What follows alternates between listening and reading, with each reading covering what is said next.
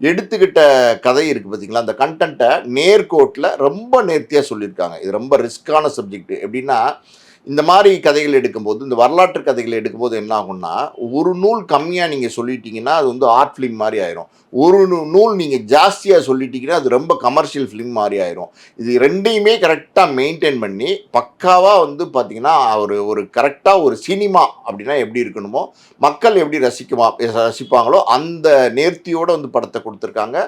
ரொம்ப ரொம்ப நல்லாயிருக்கு. இது வந்து இந்த படம் வந்து மிகப்பெரிய வெற்றி அடையும். அதுக்கு காரணம் எப்படின்னா, இந்த படம் வந்து நம்ம தமிழ் மக்களோட உணர்வோட கனெக்ட் ஆன படம். இது நம்மளுடைய மொழி பிரச்சனை. பல வருடங்களுக்கு முன்னாடி நடந்த இந்த போராட்டம், இப்ப இருக்கிற ஜெனரேஷன்ஸ் இருக்காங்கல்ல, 2K கிட்ஸு, ஜென்சி கிட்ஸு, இன்னும் அதுக்கு முன்னாடி உள்ளவங்களுக்கு கூட பார்த்தீங்கன்னா, இது வந்து ரொம்ப டீட்டெயிலா தெரியாது. ஸோ ஒரு மாணவ போராட்டம் எப்படி நடந்துச்சு? இந்த மொழிக்காண்டி எத்தன பேர் உயிர் நீத்தாங்க? என்னென்ன போராட்டங்கள் பண்ணாங்க? எப்படியெல்லாம் வந்து போராடி இருக்கிறாங்க நம்ம மொழிக்காண்டி அப்படிங்கிறத ரொம்ப அழகா சொல்லியிருக்காங்க. சுதா கோங்கராவுக்கு வந்து நம்ம முதல்ல நம்மளுடைய வாழ்த்துக்கள சொல்லணும்.